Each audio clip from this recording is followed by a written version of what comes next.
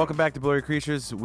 Sometimes we have these interviews where we bring in, someone that probably wouldn't come on a Blurry episode normally, but we go to the edges of Blurry Creatures. So we're bringing in singer-songwriter, country legend Hardy into the show today to talk about some of his paranormal experiences. And he's a Nashville guy.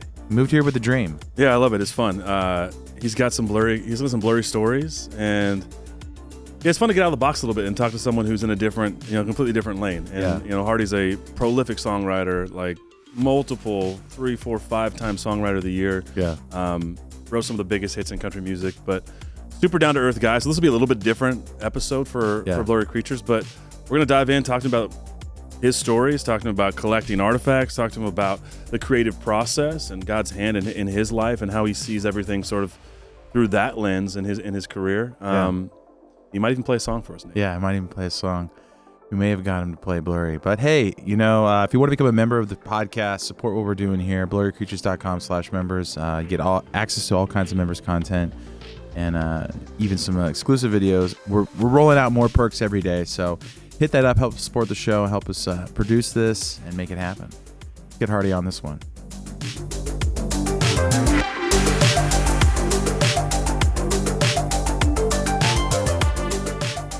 All right, we're back here in the basement, Luke, and we've got Hardy in the house. Welcome to the basement, dude. Do you remember this era, or were you a little too young for this era? Were you too young? I was born in '90, so this was a little before my time, barely. Almost. Yeah. Did you have to blow in the NES and stick it back in, or did you have an NES back then? Or you have Super Nintendo, or 64 was 64. my era. All right, Dude. Yeah, I was 64. Bond, baby. so it's Yeah. NES Yeah. versus the NES kids versus the 64 kids. Wait, what's NES? NES Super Nintendo. Regular Super Nintendo. No, that's regular SNES. Nintendo. The square remote, about or the NES. rectangle remote. Yeah. Right here. And then Super This was one. the. Yeah. No, I never had that. I never even saw one of those. I did. Like Is this the first time? my friends that had like an old school console at my age had like a Super Nintendo. I love Griffey it. baseball and Super Nintendo. Dude, that was the era. I mean, the 90s were, I think you caught the tail end of like a pure, unadulterated childhood. Yeah, that was pre-internet. Internet I know. changed and kind of made everything more convenient, but ruined everything. At Yes, the same it time. Yeah. Yeah. Well, I mean, for those who don't know, you are dude, you have been writing songs. You moved to Nashville to be a songwriter, and now your fourth album's coming out, and all the way from Philadelphia, Mississippi. Oh man, nobody's ever made that joke before, dude. That's crazy. Nobody. Yeah, I know, right? But How are the cheesesteaks down there, huh? yeah. There's actually not a. You would think that we would adopt more of their culture, but it's totally But different. in Mississippi, you'd think not, actually. You'd be like, we're not doing Well, you that. would think like our high school team would be the Eagles, or something like one thing, but there's really nothing. So I love it because Mississippi feels like a place where you'd see have a good Sasquatch sighting, and that's kind of what we ask here. That's where we get into it on Blurry Creatures, talk about all the strange and paranormal. And we're Nashville guys, right? We moved here to make it in the Bigfoot podcasting scene. right. We moved all the way here. Yeah. And there was no Exactly. other podcast doing it, so it worked out for us. Yeah. It's awesome. Following our dreams, dude. Yeah. Just following our dreams. But you've written some songs for some of the biggest artists out there, from Morgan Wallen to Carrie Underwood to Georgia Florida Line, and we appreciate you spending some time with us, man. I know you're busy. I've never heard of Georgia Florida Line. What band is Dude, that I wasn't one? going to say anything. Florida Georgia Line. FGL. Shows how much of a country kid I was. I was on Warped Tour. I was not hanging out in those seeds. But welcome, dude. Thanks for coming on. Appreciate it. Thanks for having me, dude. You know what I was gonna say? Biggest name in country. His son yesterday was tweeting, or not tweeting. He was posting on Instagram that my dad believed in Bigfoot. It was a John Carter Cash. Oh, okay. So I guess Johnny was a Bigfoot believer. So what are Really? your thoughts on Bigfoot, Hardy? Thank you for coming Man, on. I don't know. I there's too many hunters and too many game cameras for it to never have a single No stories? real moment. Okay, I'll start with this. All right. My producer Joey Moy, who is from, like, he was born and raised in like what is now known as like Nunavut, like the Yukon territory, like north of BC, in the middle of freaking nowhere in Canada.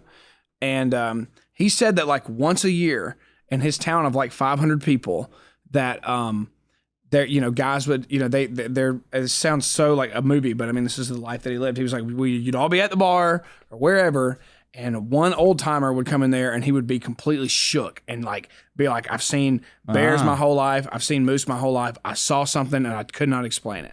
And Joey is a guy that like I would never, ever, ever have him like, or peg him as like a over embellisher of any kind whatsoever. So, that's about all I got. There's a small, little, we have a swamp. I grew up, Philadelphia, Mississippi, and there's a band of Choctaw Native Americans. Yeah. And there's a community on each side of the county, and one is called Choctaw, and on the other side it's called Bogachitta. And there's been a rumor for forever called the Bogachitta Swamp Monster, but there's never been anything like super crazy that's come out of from my own personal thing. But the thing that Joey told me, that's like I don't know. That's the only real person I've ever talked to, and way up in Canada, where if there was ever going to be a thing, it would be, to me, I would think just that's, that type of area, that sort of desolation up there. But well, you're a hunter, right? You're a hunter outdoorsman. Yeah, big time. Never seen anything weird in the woods yet. No, never. Well, those are the stories that convince me, because most hunters haven't seen anything, but they've seen everything. And but then every once in a while, one would come on a show like this and say something, and you're like, dude, that guy is not going to go hunting again. And that seems to be the saddest part, is they never go back. So do you know, like, when you guys have somebody on and like, how well do you know these people? Because sometimes I do wonder how like a story gets better and better and better and better the more you tell it. Yeah. And the more you tell it, the more you believe it. Sure. And so I'm just curious, like, because for me, like, when I hear a story, like I have a good friend that saw a ghost in his backyard. He lives on Shies Hill in Green Hills, which was a big Civil War battle thing. Yeah. And like, this is a guy that has no reason to lie. He's just a very cut and dry. I've known him a long time. So I believe when he says it, but sometimes I'm curious, like, do you know the guy as well? Like, do you know, I'm genuinely like curious. It's a mix, honestly. Yeah. I mean, I think we've tried to vet some stuff, and I mean, at this point, I don't think there's a lot to gain in a Bigfoot story. I mean, they've been going on since the late 60s, coming out and say, I saw a Bigfoot. And I think most of it, you'll get ridiculed. You'll get kind of made fun of. I think it's a little bit of like, like, if you were to tell, like, I had this Bigfoot story, I would guess you probably wouldn't tell it. Unless it was like, I would be embarrassed. You mean? Yeah. Well, you would debate if should I say this? What are my fans going to think? Like. But Hardy, oftentimes we have folks on the show like that are authors or theologians, something like that, and they'll just be like, "Well, I had this experience," and that we haven't really told anybody about this, and so I think you make a good point. Like, how do you vet? I think that's the hard part, because I think there's people that have real experiences and it really happens, and their story. So I think you kind of like, are they? Where's the credibility lie? Is it something that they've written a book about, or they've created this sort of a platform off of their experience? Mm-hmm. Or was it a cop, or like so you start to think these guys in uniform, perhaps, like they see everything. Yeah. Or a hunter. Hunters are great because like you said, you see everything. You know a bear when you see a bear. Yeah. If you're a real hunter, I mean, you know anything and anything. Exactly. Yeah. But I also think there's sometimes in these spaces, as you said there, I think the difference, there's two types of people. There's those that have a real experience and believe that, and there's those that believe they had a real experience and they believe that, right? And those are two different things. Mm-hmm. Well, I think Bigfoot's a little, it's a little less in the ghost paranormal space, so it's like encountering an actual creature, even though Bigfoot does have a lot of paranormal stuff attached to it. All the stories, like, they get weirder and weirder, and there's even one I was going to read to you about Bigfoot singing to a guy. Okay. And I thought that was great, dude. Because and they cut it, and it was number one. Dude. I was gonna say, did they? Yeah, there's a whole genre of music you haven't tapped into yet. You don't Bigfoot. even know. You have to play a sitar. Bigfoot core. You got to play a sitar though. Here it is. Yeah. Here it is. Sabbath Day Point, New York, March 31st, 2006. A hiker reported hearing strange sounds roughly 300 yards away, described as a sing-song. The creature was like talking to itself, singing to itself. So, does Bigfoot sing, Hardy? Is he musical? I just think if it has to be of some sort of humanoid thing, because I think at the end of the day, I think like music, I don't think every like animals, birds like sing songs or whatever, but I think like only like humans really understand music. Okay. Like no other animal, like an ape could not hum a tune, even though it hears music and it might soothe him or her. Like, does that make sense at all? What do you think his favorite instrument is? Bigfoot? Yeah. This is the thing. We know these things. Unfortunately, we know these things. If I'm making a joke, I would say like the tuba, you know? Close. Whatever. Close. I'm trying to think of the biggest instrument there is. The Native American flute. Yeah. He's got a lot of history with it, apparently. I mean, it makes sense. He'll come around when you pull that makes thing sense. out. Yeah, it's funny, man. I mean, the stories we've heard over the years. I don't know. I think sometimes our job is we deliberate after the show a lot. Like, what do you think about that? Was that legit? Is that not? But I mean, sometimes you just present it. Hey, here it is. That's going to be like the ghost story. No, I was going to say, so this is a good segue, too, because you got a buddy who has, what you said, a Civil War ghost encounter, which is not really uncommon. Like, I live in Franklin, Tennessee here, and we're in the middle of all of the Civil War history. Yeah, a lot of it. We had one we were talking about how this Civil War ghost would show up and just walk through this guy's garage, like, repeatedly. And this one guy said, my neighbor... Would he see it or only hear it? See it. Yeah. They see it walk through. On the camera or just in person? The guy would see it in his house, like walking in his garage. You know, and there's, and we've talked about ghosts a fair amount. Like, would it be like the Woman in White stuff, or even like just sort of run-of-the-mill ghost stories, and trying to suss out what that is, right? Because there's a lot of theories. What do you think? You know, over the years, Luke, we had many stories where people have missing time. They don't remember what happened. And in the age of subscriptions, sometimes you don't even remember what you signed up for. Right. And sometimes you signed up twice. Yeah. 3 times. Nay, 4 times. Wow. And you don't know. And you're paying it all out of your bank account every month, just plodding along like Bigfoot, looking for a new tree to turn upside down. That's right. And it's a personal finance app that finds and cancels unwanted subscriptions, monitors your spending, and helps you lower your bills so you can grow your savings. And you can see all your subscriptions in one place. If you don't want something, click it. And Rocket Money can help you cancel it. Yeah, Rocket Money's been a fantastic tool. For me, it found that I had duplicate subscriptions. I was able to cancel a few of those, ones I didn't even know I had and wasn't using. And also, one of the really cool things about Rocket Money is it will renegotiate some of your bills that are out there. So whether it be like your cell phone, internet bill, you can have Rocket Money on your behalf lower that bill. And they did it for me. I'm probably going to save upwards of $1,000 just on renegotiated bills and cancel subscriptions. So Rocket Money's been an amazing tool for me personally.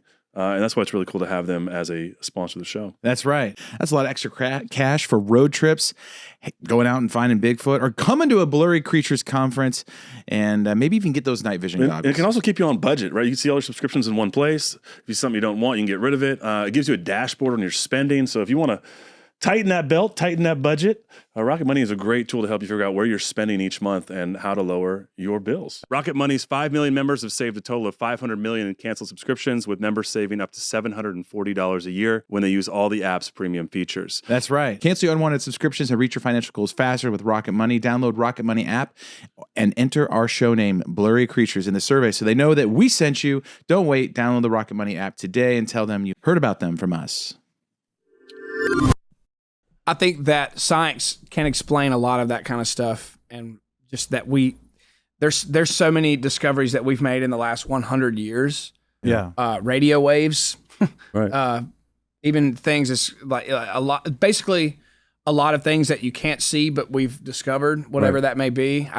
I'm not smart enough to explain Wi-Fi, but like things like that. Right. Yeah. And I think that there is a very simple scientific explanation for why. Because a lot of time the ghosts that people see are it seems like are stuck in some sort of loop. Yeah. Of some kind. Yeah. And so maybe there's some sort of just energy thing that was like it was such a powerful moment that the light that was absorbed. I feel like there is something that could be explained there 100% with science. That has nothing to do with religion. That doesn't negate whether you're a Christian or whether you're whatever. Yeah. That I just don't think we figured out yet, because I think that most people think that it's a complete waste of money and resources to try to figure out what a ghost is when there's really Unless no you want a benefit ghost from it. hunting show on A&E, then you can. It's not right. But like growing up Christian, your mind is kind of set there, right? Like you. Well, me, I It's grew like up angels or demons. It's either an angel or it's a demon. But your mind is like set up to like hear some of these stories and go, oh, I can believe that because, mom talked about that when I was a kid or whatever. And, it's funny because doing the show, people will all tell you, just random people that wouldn't tell anybody else their stories. My buddy plays bass for, Nathan plays bass for Scotty McCreery. And I was at his house hanging out. And his wife was like, I saw the Civil War ghost in Franklin. Like she just couldn't wait to tell me when I showed up at a little dinner party. And it was cruising through people's garages. Benefits of the job, man, you know? It was like they built these houses. You get all the good ones. You're like, hi, nice to meet you. By the way, Bigfoot and me, we're friends. We've heard those stories too. But, they built these houses in these areas in Franklin where they're supposedly haunted. And this stuff it's almost like this ghost was just walking through his garage. Roman. Yeah. I mean, it's weird. I wonder, because is there any like thread to, because a lot of the most haunted places are like crazy hospitals, for lack of a better term. Yeah. Sorry, that's might be insensitive. Asylums. Asylums. There you go. Yeah. Or hospital, like children's, or just like hospitals in general, war zones. Yeah. Like trauma. It's like very death. trauma related deaths, and I feel like, I don't know. Other than, because I mean, maybe I guess you hear plenty of like so and so died peacefully in his or her bed, you know, and now they walk around the house. But it just seems like the really spooky stuff, the real potent stuff, is like trauma related or sudden death related stuff, maybe. Well, you're on it, I think, because doing the show as long as we have, I think that's the interesting thing is that you talk about angels and demons, right? Yeah. Most of these ghost stories are. It's the apparition is doing something. It doesn't it's not paying attention to you or me or anyone else. It's like on a loop. It's like sometimes it's almost like a time incident more than it is like a whereas like a demonic thing is like interacting and having like a poltergeist experience is is a much different than like seeing someone in Victorian they're ripping the sheets off the bed and trying to levitating or whatever, depends what all that. Those stories come too, but they're a little more creepy. They don't feel like a ghost. They don't feel like they're sort of doing their own thing, like Luke was saying. I mean, I think as Christians, we growing up in the church, you're not allowed to believe in ghosts, even though in the New Testament they talk about ghosts many times, right? Christians sort of how they describe Jesus when he came back from the dead and how he would appear in rooms and things like that. Or Peter, like walking when on Peter the water. shows up, they think it's his ghost. And you're like, what? Yeah. Where's the theology for that? That's interesting, right? Well, they thought Jesus was a ghost when they were out in the boat, right? Phantasma. Yeah, yeah. I mean, it's interesting. We sort of bring all these thoughts into it. And I think doing this show, I think we know a lot more, but I think we're more confused almost because, like, if that story's true, and that sort of blows this whole other door open. And I don't even know if I want to go down that road. There's actually a funny woman in white story at Loretta Lynn's Haunted Ranch here in Tennessee. She said that visitors and her family reported seeing the woman in white possibly crying on the balcony. She asked her nanny about it, but no one else was home. The ranch has developed a reputation for ghost activity. Wow. Here. Is that the one in Hurricane Mills? I don't know. That's all it says. But interesting. Yeah. My favorite is Waylon Jennings' Haunted Cowboy Boots, but we'll tell that at the end. There's a story about that. Yeah, let's hear your story though, because we we touched on Native American flutes. I know that, from what you've talked about, you are a collector. You're a flute you're a flautist. Flautist? You find any Native American flutes in any of your No flutes. That would be, I would lose my shit. So you're a treasure hunter, so welcome to the show. This is like, dude, this is right up our alley. Man, yeah. So about 15 years ago, I really got into finding. I never buy any, and I really, if I ever get any as gifts, I kind of put them in a different box or something. But I find and collect what most people will call arrowheads, but the more you nerd out about it, it's more than that. Like just Native American artifacts, pottery, like knives and blades and all that kind of stuff. It's all arrowheads, but it's more than that. But Hardy, how do you get into that? Like, I mean, is it just like my personal story? When I was in college, I went to MTSU. Yeah, and Blue Raiders. Go Raiders, dude. For songwriting. Yeah, I did. And my best friend at MTSU was in aerospace, just the two furthest things possible. But we were good friends, and we didn't really do a whole lot of partying, not a whole lot. And so spring break came along, and it was so random. But my buddy was like, "Man, my cousin in East Tennessee digs like in campsites that he finds like for arrowheads. Have you ever done anything like that?" And I'm like, "No, but I've never even found one, but that'd be super cool." And he was like, "Why don't we go to your back home in Mississippi and go just poke around your deer hunting property and see if we can't find anything?"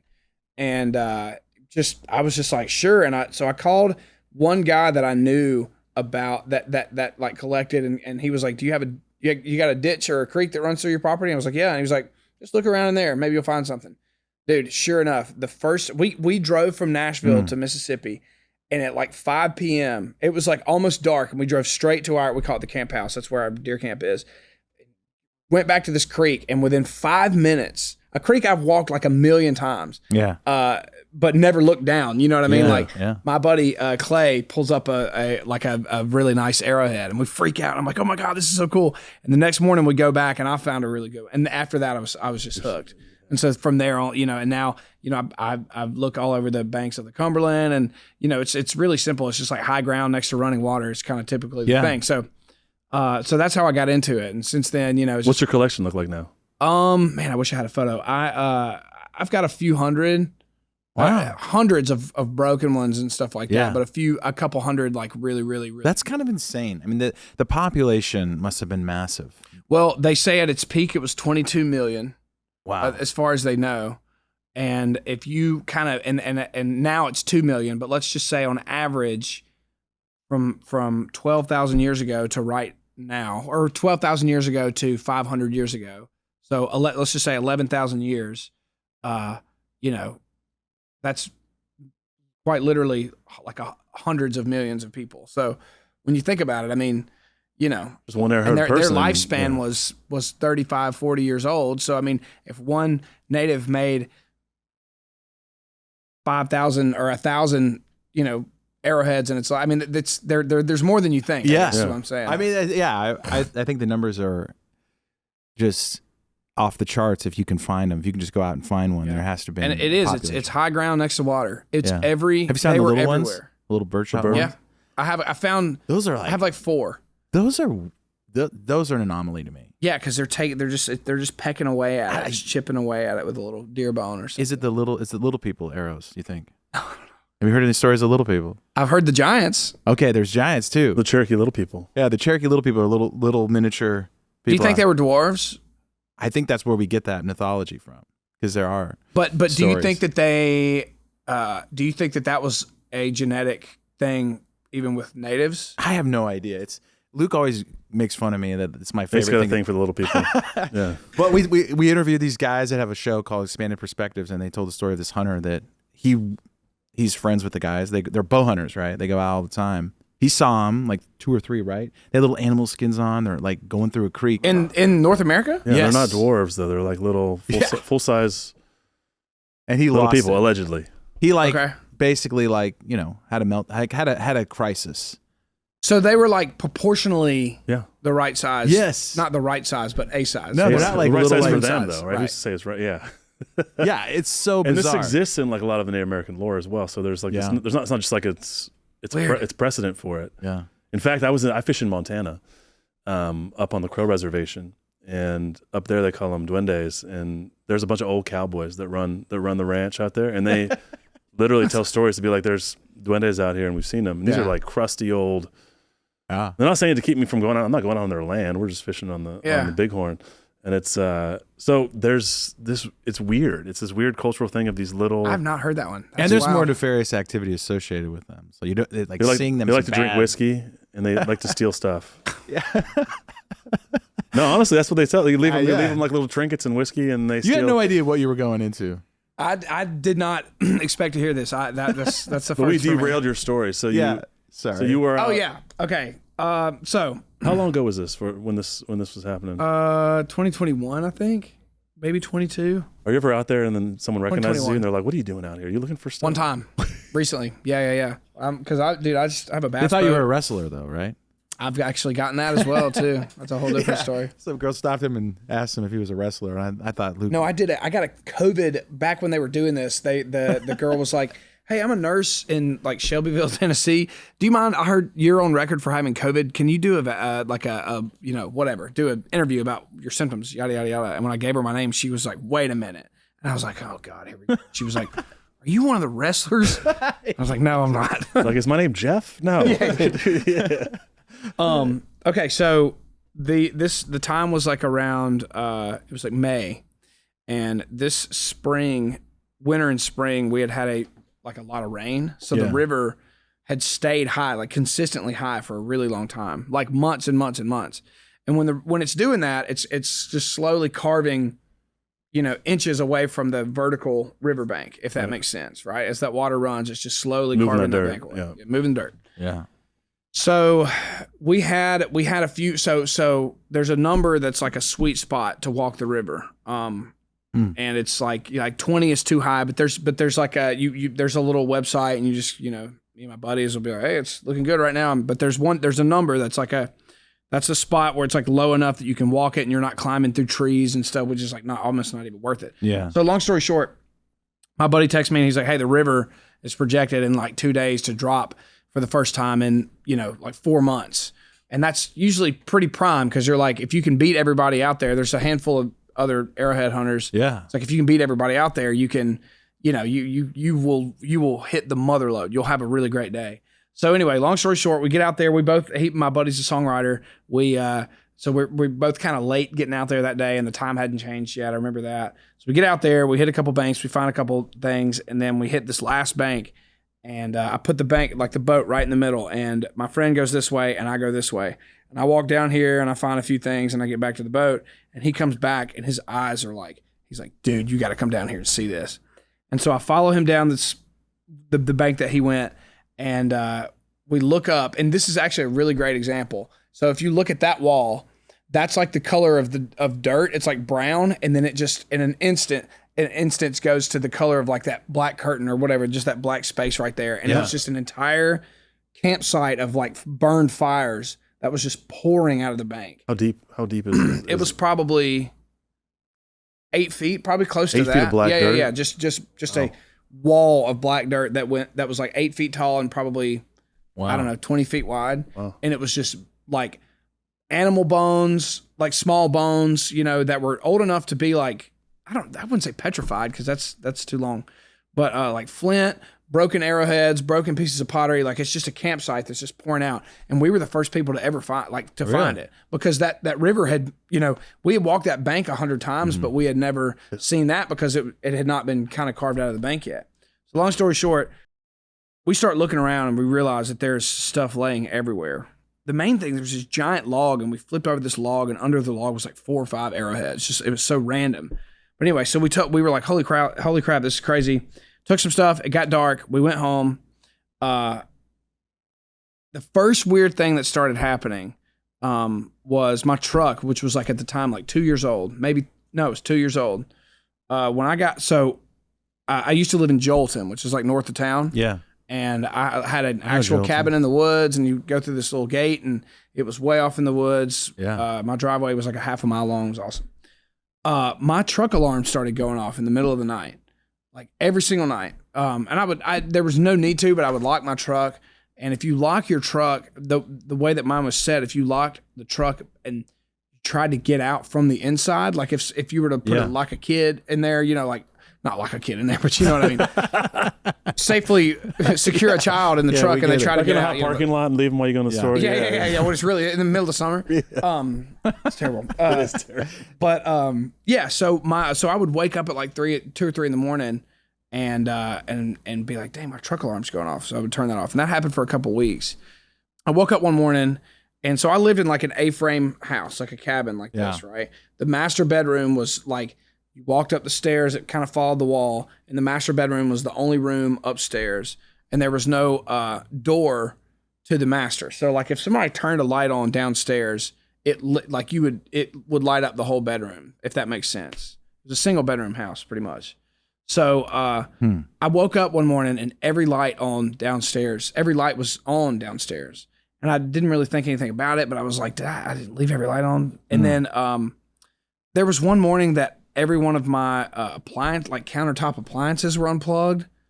And at this point, I was like, I think I must be like sleepwalking or something, because I have no idea. But the big one, the first big one was Callie and I. There was one little small guest bedroom downstairs. We hung a mirror, and it was like a circular mirror, kind of like the size of that, whatever that thing is over there behind you. And it took us like an hour to get this mirror perfect. And my wife is very meticulous. Yeah. And we got it. And we look at it, and we're like, we're good.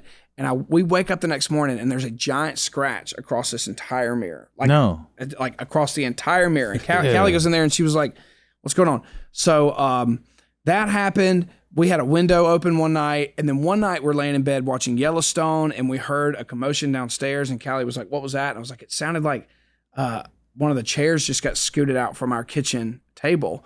And I didn't think anything about it. And I went downstairs the next morning and one of the chairs at the end of the table had been moved like 6 feet away from the table.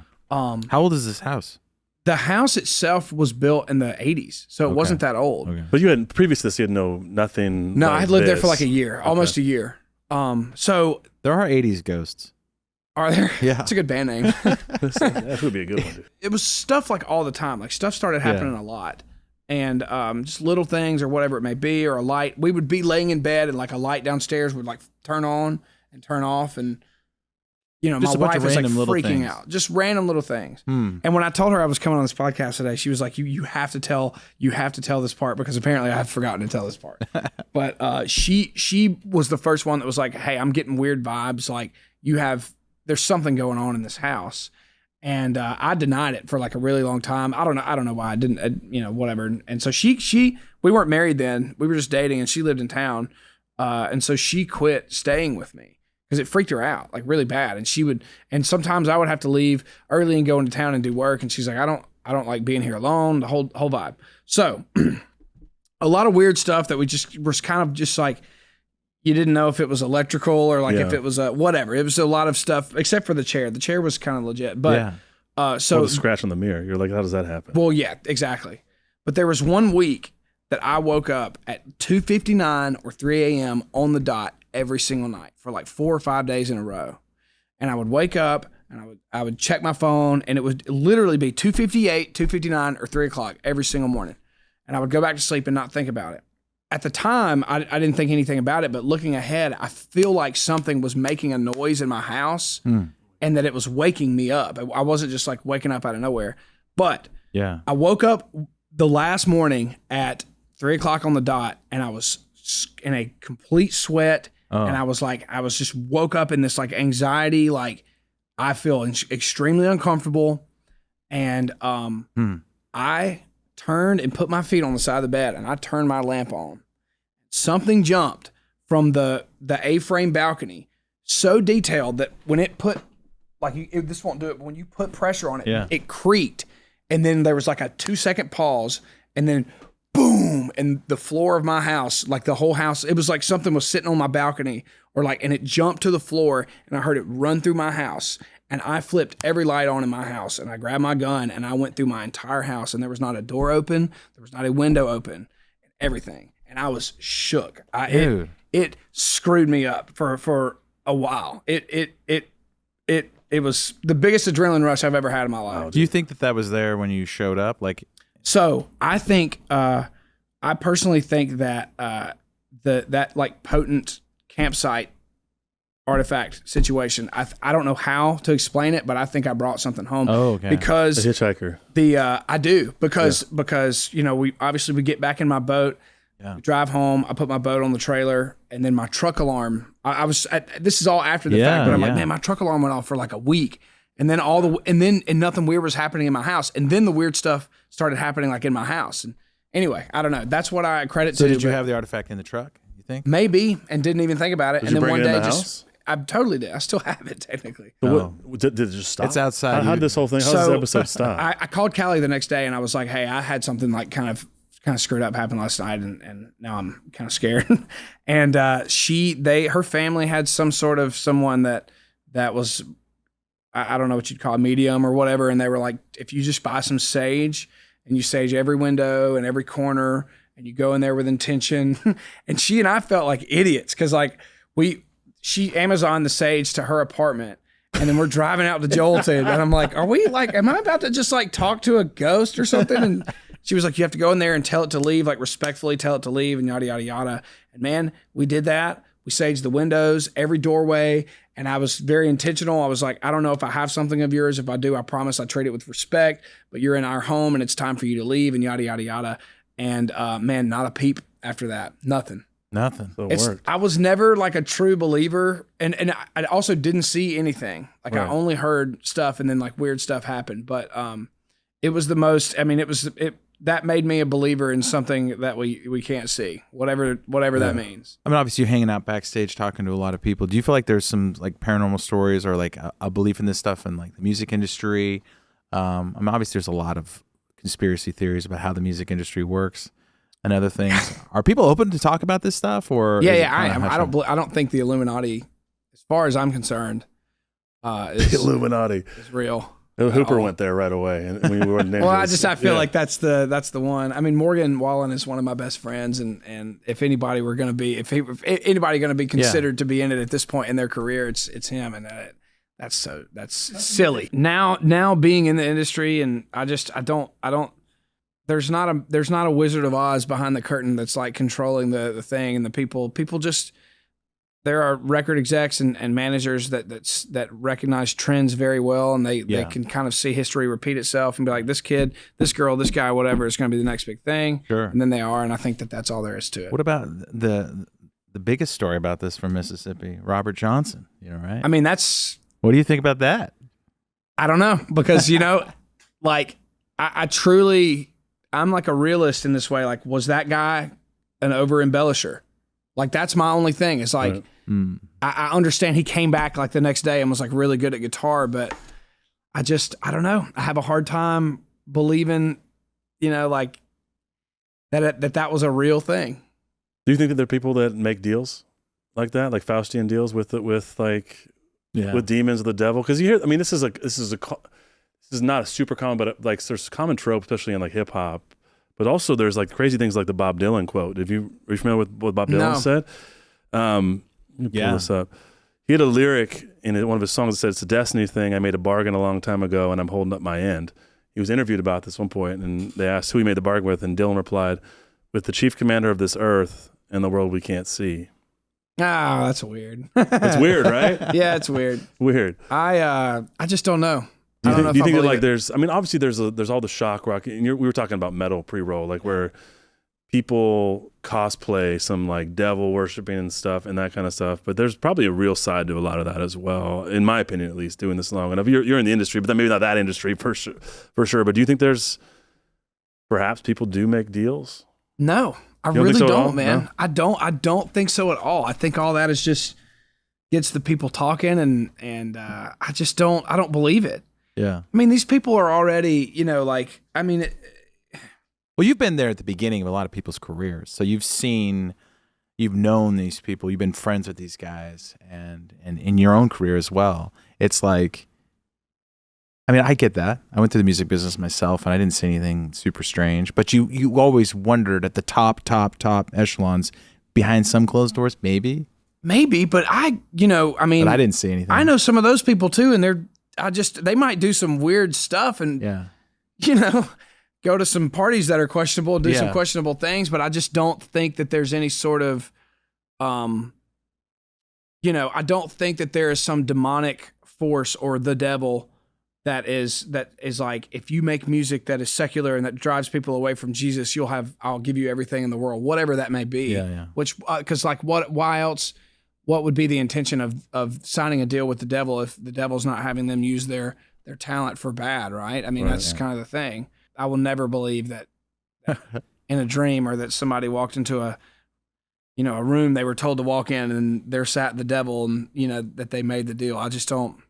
Do you feel like there's a genre of music that's more into like just pop, paranormal stuff, or like do people talk about genre? You're like, all the pop stars are devil worshipers. Yeah. Well, I just think that's like the only place that it could live. Paranormal stuff with just real bad songs, the worst songs of the devil's songs.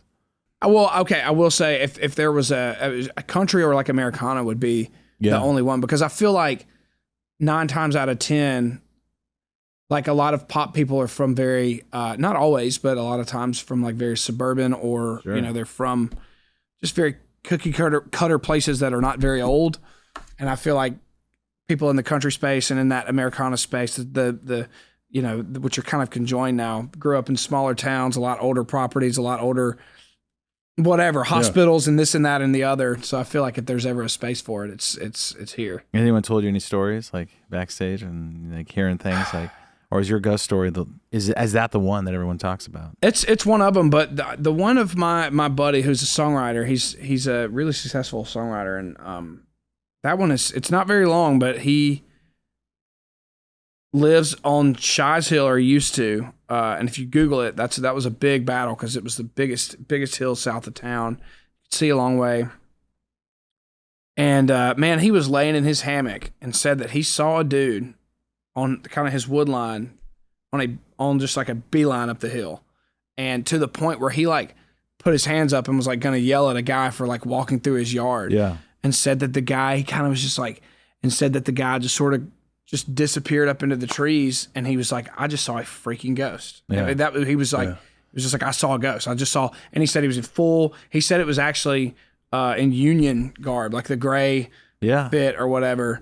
And I mean, he's a guy that like would never tell a lie. Right. You know what I mean? And he's just like, I saw a ghost laying on my hammock. What's the point? Because the trespassers are much easier one to be like, there's just some dude walking around the property. Yeah. That would be like, bummer. It irritates me, but not. You wouldn't be like, let me concoct a ghost story. But he just like it was fairly close by. He was like, it didn't make any noise. It just sort of, and when he went in the woods, he said it just was kind of like, he didn't really disappear. He just sort of, disappeared. I don't know how to describe that. But when you were growing up, did you have any stories that were told to you to kind of help? Like, yeah, actually, I remember when I was a kid, there was a family that lived. I need to, honestly, I don't even know if my dad would remember this, but it stuck with me for sure. Yeah. There was a family that lived on the far side of town that allegedly had what you would call a demon, is what they called it, in their house. And the only story that I remember of that was that the wife was cooking breakfast one morning, and she literally felt this thing standing over her, and it like, she claims that it cast a shadow like over her. Wow. And that, nervously she was like, good morning, like, I'm just making breakfast. And that apparently at some point they got fed up and they were like, get the hell out of my house. And it left and never came back. That's kind of the only thing I really remember. I've always heard of, old buildings in our high school or, churches or whatever being haunted or having some sort of ghost. But, that was the most. I mean, I was young. I remember that. I was like my early memory. I was like 6 or 7 years old. Kind of core memory. Then too. Yeah, kind of. Because it makes all that stuff real. I'm like, Dad, why would you say that in front of me, dude? Yeah. But that's the only one that I can remember. I should get more info on that though, because I haven't really thought about that in a long time. But no, in my family. Oh, I have another good one. I have one more, and then that's it. But my we'll allow it. Okay. So my grandparents on my mom's side lived in Foley, Alabama, and they built this really small house. Honestly, maybe about the size of this room, and so it's my blood grandmother, and then her husband, who she married late, who was not a blood relative, but he had a son. And he had a bunch of children, but he had one son who had a wife and some cousins that took a boat out in the Gulf of Mexico. Yeah. A storm hit, and the boat was in really bad shape, and they all died. Okay. And it was a thing. You can Google this. His name was Rodney Crum, Krumm. If you Google Rodney Crum, boating accident, Gulf of Mexico, it will come up. They had Rodney cremated in that house, my grandparents' house. Yeah. And my sister and her friend, so Foley is really close to Gulf Shores, beach town, yada, yada, yada. So my sister and her friend, when they were in college, they went down one summer to stay with my grandma for a couple of weeks. And right when they got in, there was like 2 bedrooms on this side and their bedroom in the back of the house. And my sister's in her room and they're unpacking their things. And her friend, Lacey, is in the front bedroom unpacking her things. And she looks up, and she sees a guy in the closet, like looking at her. And she looks up, and she said the guy like backed away from the closet, and it freaked her out. And she said that he was wearing a mechanic suit, whatever you want, uniform outfit or whatever, like baby blue kind of thing. My name is Earl kind of thing, and with boots. And she said when she looked in the closet, the boots that guy was wearing were sitting in the closet. So she walks out and walks into my sister's room, and Madison, my sister, said that she was like white as a ghost. And she was like, what? And she was like, and this was all, Rodney's death was all unbeknownst to my sister's friend. She had no idea any of this had ever happened. Yeah. And she perfectly described Rodney, like to a T. And they come back and they tell, I'm still in high school at this point, so they get back to my hometown and they tell me and my family about it. And my parents looked it up because my dad was like, man, that was really close to when, and it was like 5 years or 3 years or something like that to the day when she saw his ghost that they went missing, which was like a weird anniversary. Yeah. Yeah. But it was all, Lacey had no idea, that's my sister's friend's name, that any of that had ever happened. And still, according to the story, perfectly described this guy who was Rodney, So anyway, that's the only other good one I got.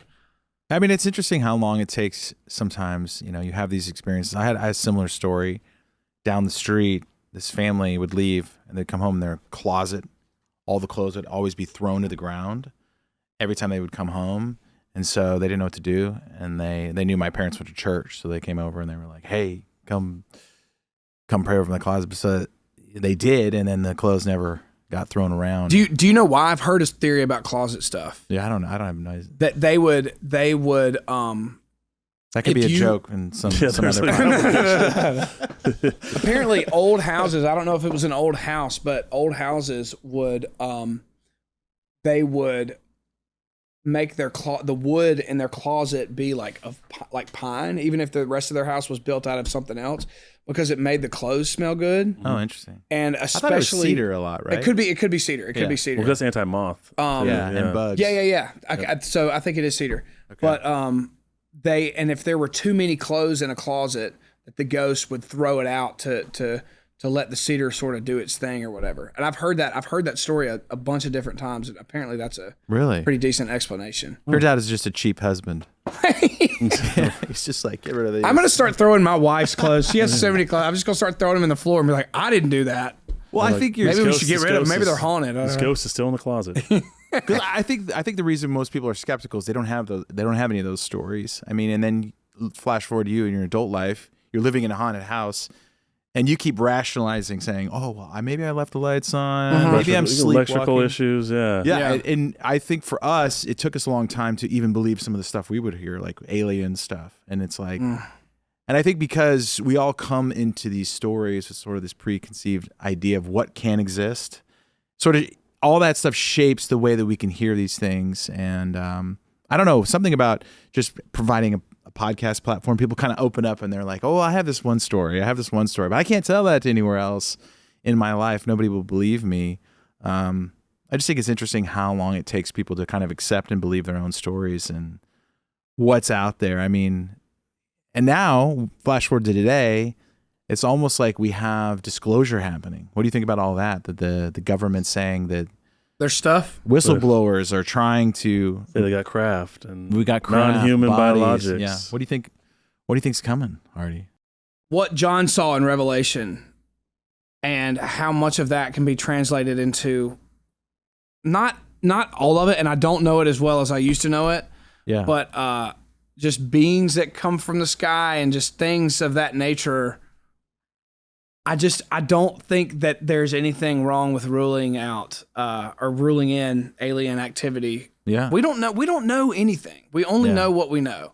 Yeah. And there's somebody out there that knows a whole lot more than we do, and not on Earth. Yeah. You know what I mean? Yeah. And I will never ever believe that that alien. I refuse to believe that we're the only thing in the entire universe.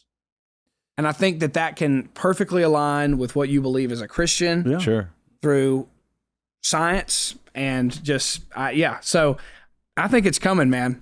Yeah. I do. What's what we do on our show here? We kind of deconstruct that. Like, the idea that our take or the take of a lot of our guests on the show have been like, we can find all the precedent for this in the Bible. Like what we call angels is just a job. It's a job title. Greek, it just means messenger. And then we have other job titles, like there's a watcher class. We consider angels. We don't really know a whole lot about. Well, how they're described, even. Yeah. They're not described as like beautiful people they're like terrifying looking, right? Right. That, and they also very human-like too. They'll come and they'll eat and walk and wrestle with Jacob. There's all these like crazy things that angels do, but they're not from here. They're not. They're by definition extraterrestrial. They're not from Earth. We are the only, terrestrial beings sentient terrestrial beings that are here. So I'm with you. I think there's a ton of the things that we kind of unpack a lot on the show, like there's technology in heaven. What we know about heaven. We talked about Revelation. There's things that like are shown that John doesn't really understand and tries to describe. There are things in the Bible that are shown to people that they don't really understand or try to. You can only describe it relative to what you're experiencing on Earth. Fire, right? Come pick up Ezekiel, or Elijah. Sorry, pick up Elijah. Yeah. Do you feel like there's like a lot of faith, more faith conversations in the country music industry than other genres? Do you think people talk about? Yeah, sort of what they believe, or they come from a family of faith. 100%, way more. I don't want to, I don't know that to be a fact. But yeah. Or more willing to talk about it. Willing to talk about it, 100%. Yeah. You're a prolific songwriter. I mean, you've been Songwriter of the Year, kind of BMI, 3-time AIMP. I was just pulling up your bio here, so like you've done a good job, and you've written with a ton of people. Yeah. Do you think there's anything that's like where you feel there's some supernatural aspects to creativity? Like sometimes you just get things. You're like, definitely. And how does that? I don't know. It's very it is the most supernatural. You feel like when you're onto something really great. Wait in the Truck is a really good example. That was kind of the first time, not really, but it was one of the first times that like that song. I don't remember writing it. Like it was. I felt like myself and others were just. I mean, we were a vessel for like a creative moment that just kind of happened. How long did it take? Hour, maybe hour and a half. Isn't that wild? And I just put a song out called Bottomland. That's now one of my favorite songs ever. And that song was the exact same way. And it took maybe 25 minutes. It just comes. Yeah. It's just like your eyes roll in the back of your head and you just, you know what I mean? You just sort of spit it out and there it is. As a creative, do you feel like there's evidence that you've been created yourself? Like you have a creative being behind you? Yeah, I think so. Because that's good. But yeah, I do. I mean, very much so. Because you're always trying to tap into that part of your heart and soul, and it's not something that like AI can never really do that, and it never will be able to. There's something different about when a computer creates something than a human being. Dude, man, it's funny because like maybe some old people will have a hard time, and that sounds terrible, but like I can immediately tell, no matter how good it is, an AI from a human created thing. And I think that like, especially with music, like songwriters, like real songwriters will never go away because there's something in your soul that I truly feel like is a God-given gift that you have a certain voice and a certain way of saying things and telling a story that a computer will just never, ever, ever be able to replicate. And to go further on that, I think that music, if you zoom out into this, into a universal view, that music is a gift to Earth because it is, and I said this on the Ninjas thing too, but like it's the only language that the entire world can truly speak, and then people can argue like art and certain things, like actual paintings, whatever that may be. But music is such a crazy side quest to our purpose on Earth, which is just to basically, I know there's a lot more to it, but just to have love in our heart and to be a good person. And obviously there's a lot more that with Jesus and everything, but like music is such a special little like side quest thing, but that's also like so big and so important for the world to come together. And it's just like you wonder like if there are other planets and other things with people on them, like do they have that? Like I don't know if they do. It's such an interesting form of representation that can also show love, and I don't know. I could go on and on and on. Well, about biblically it, speaking, I think it would be, if you look, it's a gift from heaven, right? Because the angels worship there, they sing there. There's a precedence in our faith for understanding, and then we have that gift. It's interesting you point that out too. I think that like there aren't any other species that we know of that they communicate through song that we know of, right? Like, right. You'd say whales, you could say birds too, but say whales kind of sing, but that's a communication. They're not talking the rest of the time. At least we don't know that to be the case, right? I think Bigfoot's singing out there, Luke. Well, maybe he is. You know, Come on now. he's got. Well, there is something interesting to say. Like a lot of people on our show have said that Jesus spoke things into existence. So there is a vocal, something about a resonance and a frequency that creates. Do you feel like that can also be like manifestation, like The Secret, the book The Secret, or what, aside from music, like speaking things, how people like quantum. Yeah, well, I think words have power for sure, and some people say that's why Jesus called the Word, right?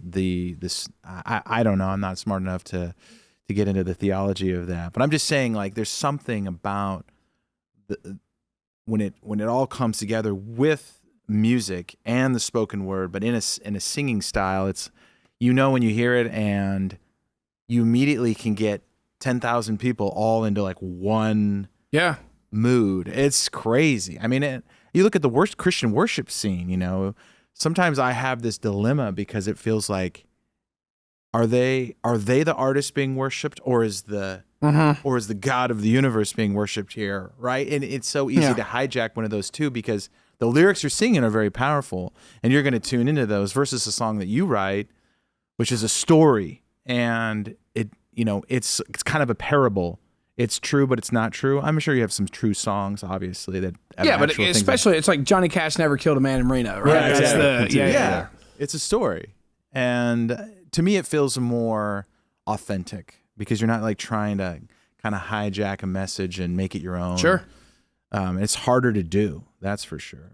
But, I was just watching a video the other day because Oasis is back, right? Yeah, one of the biggest bands in the world. And there's the whole stadium is jumping. I've never seen that. I've never seen the entire stadium. And this guy's filming it from the outside going, these songs are different. Mm-hmm. What do you think that is? I don't know.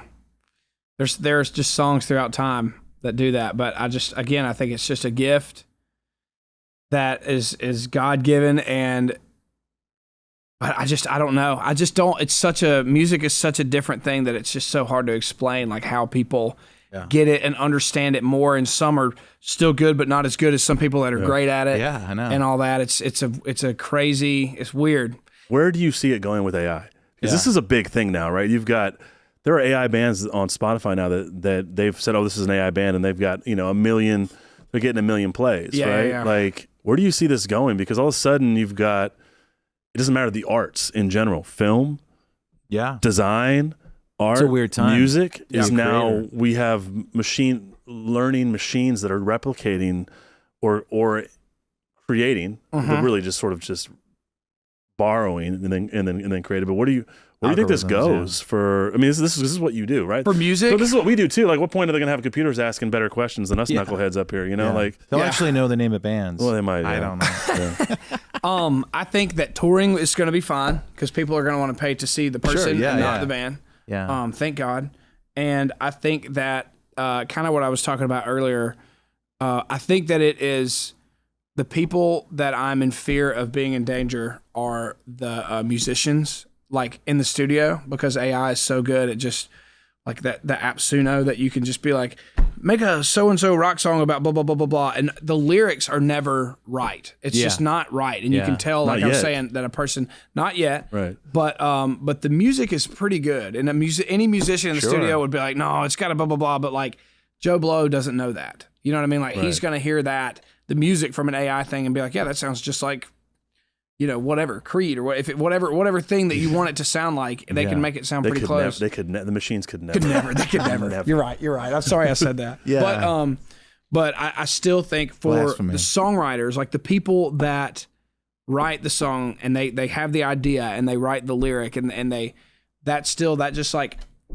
it comes from the soul or comes from somewhere that is not just, it's just something that it's not AI like a formula. will not be able to. You can't make it a binary code, right? Exactly. Yeah. So I think that we're the last. The true songwriters are kind of going to be the last to go for sure.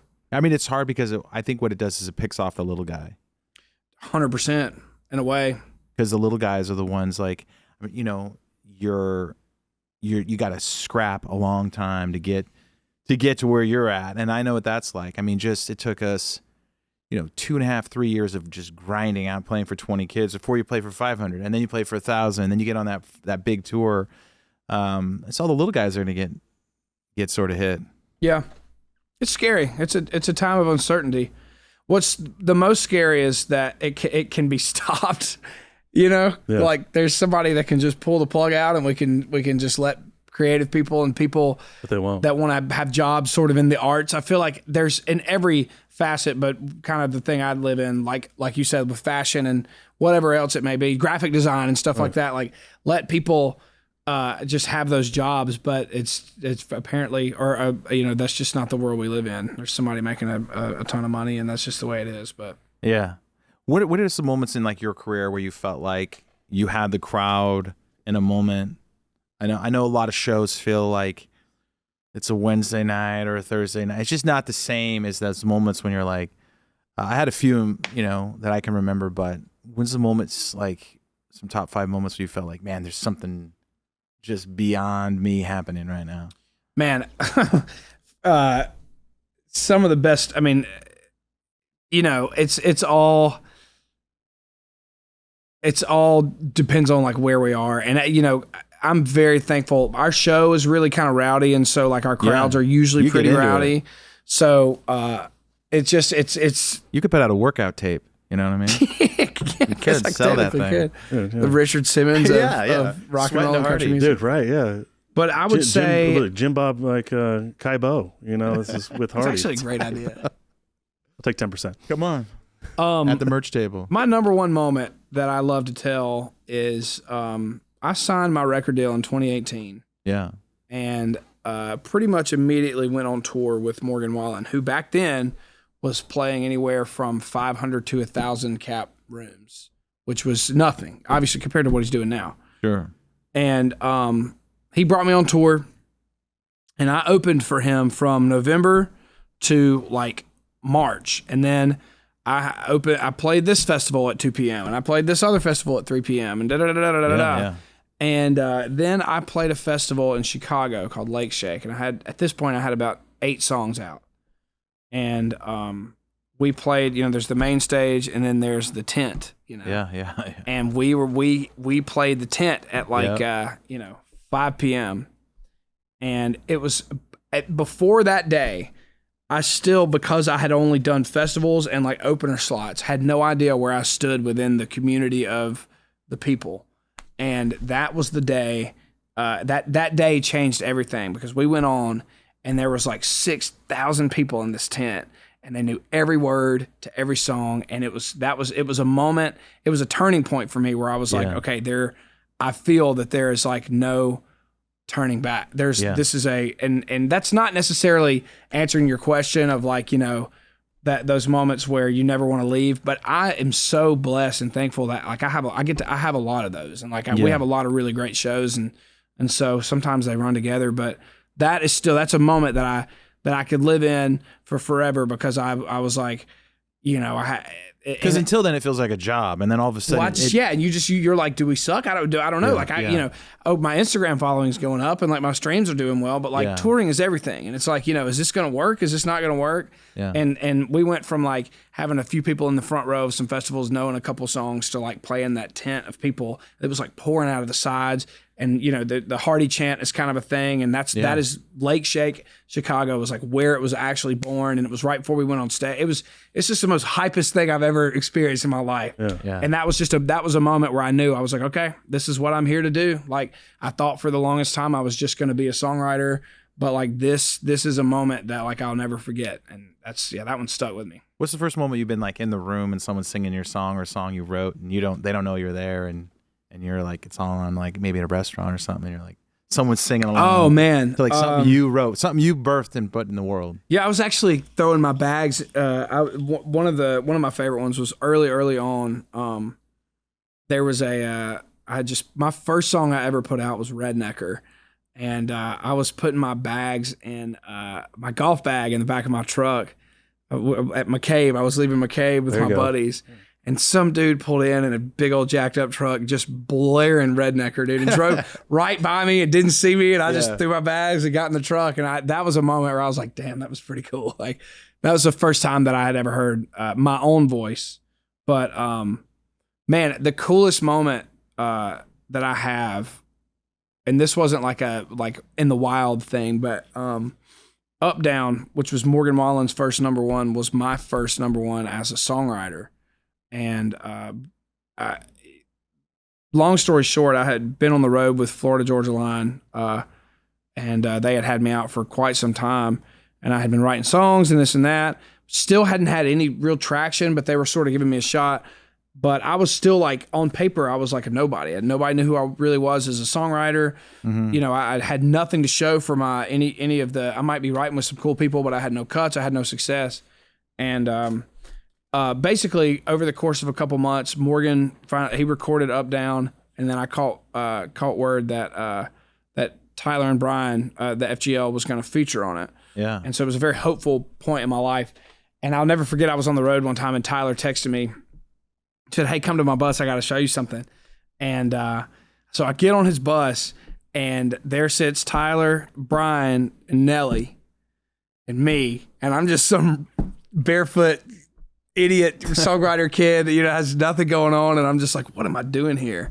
And I had not heard the song yet. And Tyler played me that song. And that was another huge moment that I just was soaking it all in and just couldn't believe the room I was in and what I was getting to hear. I mean, at that time, you know, they're broken up now, but FGL was like, they were massive. And I'm just like, what am I doing here? Yeah. Anyway, that was that was a cool one. How was Hardy, how was the degree of success you've achieved at this point? How, like, in this point in your career, how has that changed or impacted your perception on God and or your faith? Like, has it changed anything for you as far as, like, is there a deeper understanding in God's plan in your life? Is there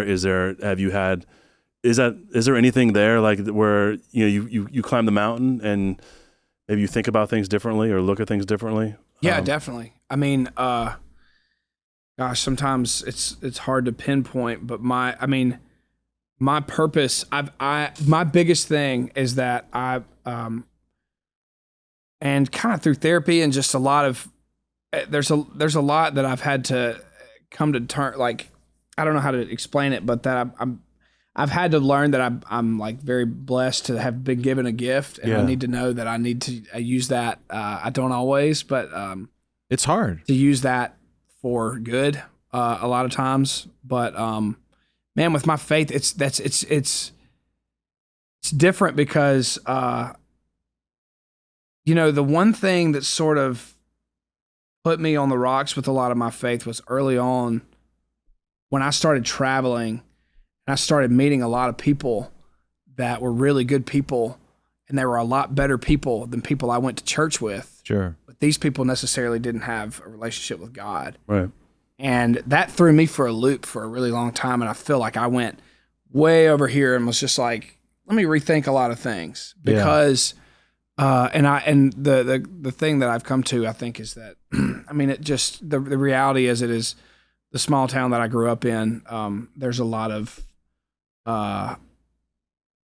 convolution is not the right word, but there's like you guys know the type of people that I'm talking about when it comes to the church. Yep. And so I think that just the church, and not even the church here, but like my church and all that, I started to resent a lot of that, because I'm like, man, I've met a lot of really great people in my life that are way cooler than you guys. And you guys are judgmental, and you don't practice anything that you preach or that's preached to you, and yada, yada, yada. And it took me a long time to realize that I need to separate my faith and what I believe in with my now perspective of the church. Mm-hmm. Sure. And so, I don't know, traveling did a lot of that for me. And, man, but it took me a long time also to realize that the blessings that I have, and to not be mad at, you know, my success or even my fame, losing my anonymity, things like that. And it's taken me a long time, but I'm getting back to a lot better place with that. Let me ask a follow up then. Like, did you watch the Scotty Scheffler interview right before the Open? And then he won. Yeah. I mean, have you had any kind of, sort of a similar thing? Because that was such a profound, for me, a statement that he's like, because he was just like, for what? Like, why am I doing this? Like, I worked my whole life so I can shape a golf ball and shape a golf shot.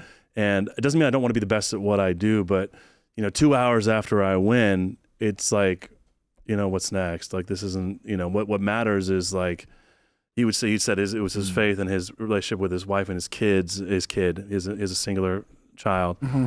And that perspective, because he got hammered for it, and other people thought it was amazing because, everybody's striving to be. Depends on what kind of person you are, right, to sit in that number one spot where he's at, right? Yeah. And then he says, guys, but for what? Yeah, for what? It doesn't really matter like you think it does. I mean, I think it's very loaded. Some people would call that depression, and other people would call that the best, sense of self and sense of perspective that you have, which is two, I feel like, on the far ends of the spectrum.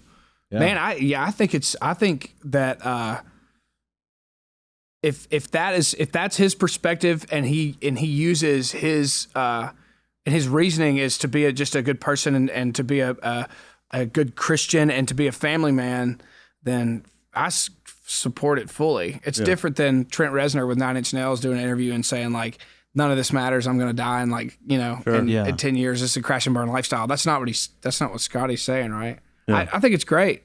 But it's also, I feel like maybe he could do a little bit of work on just like enjoying those moments. Sure. I think he did follow it up. I think he said like, hey, I don't want you guys took something the wrong way. I'm not grateful or whatever. He's like, yeah, I want to win every tournament, and I find a ton of satisfaction in being really good at my craft. Yeah. But that isn't, I think he more or less said summarizing. Like, it's not the end all be all. I think it's hard because when you're a kid, I know your story, you heard Pearl Jam with your dad played Pearl Jam and just kind of changed your life. There's a long journey from that moment you hear that song to where you're sitting in that tour bus with those dudes going, oh crap, it's number one.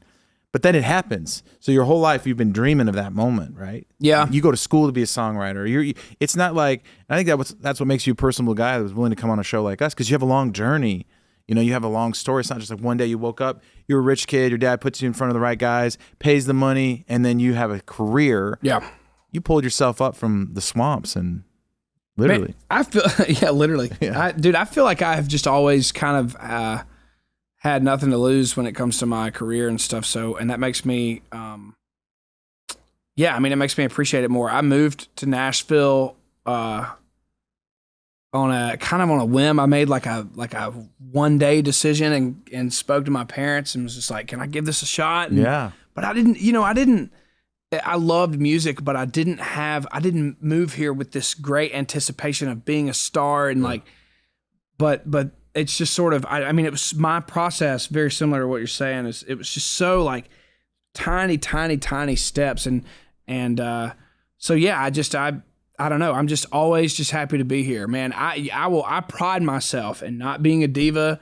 My crew of guys on the road, I'll hang with anybody. Like, I'm not too cool for school. Yeah. No, but like, that's just how I roll. And man, I just to feel like I'm not any better than anybody else. I just got lucky. But the thing I think that separates a lot of people, and I'm not knocking anybody, but a trend that I have seen more than not is the people that kind of blow up overnight and they lose a sense of perspective because I think they think that it's easy and that they deserve it more because they got it so fast. And I ain't like that, dude. Well, I'll never be like that. Like my career is long gone, and it wasn't nearly close. I mean, we did about 500 tickets at the peak, but one of the guys I talked to will pick up is an old crew guy.